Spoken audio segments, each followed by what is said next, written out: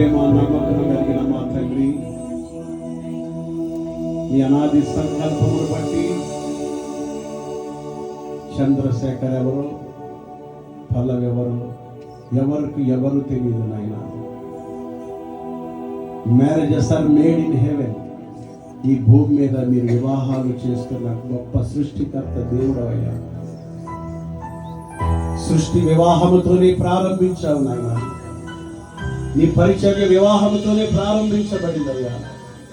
నిత్యత్వము కూడా వివాహముతోనే ప్రారంభించబడుతుంది. వివాహపు వ్యవస్థ అనేది నీవు ప్రేమించినటువంటిది. నరుడు ఒంటరిగా ఉండుట మంచిది కాదని అతనికి సాటి అయిన సహాయాన్ని ఏర్పరిచి ఏదేను తోటలో పెట్టి ఫలించమన్నావు, అభివృద్ధమన్నావు, విస్తరింపమన్నావు నాయన. ఆ బ్లెస్సింగ్స్ ఈ రోజున యావత్ ప్రపంచమంతా మేము చూస్తున్నాం. మరి నిత్య జీవము యేసు ప్రభువు పెండ్లి కుమారుడు అయితే సంఘము పెండ్లి కుమార్తె. నేను నమ్మిన వారు పెండ్లి కుమార్తె, నువ్వు పెండ్లి కుమారుడు.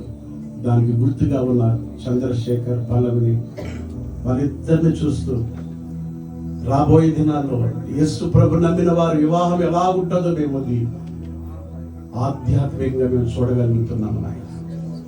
ఈ వివాహం ఎంత ఘనంగా జరుగుతుంటే ఆ నిత్యత్వపు వివాహం ఇంకెంత అద్భుతంగా ఉంటుంది. ఆ వివాహము పిలువబడిన వారు ధన్యులన్నారు.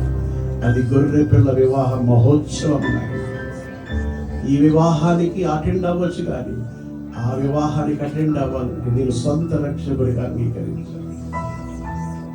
అది ప్రభా ఎంత గొప్ప వేడుకనే.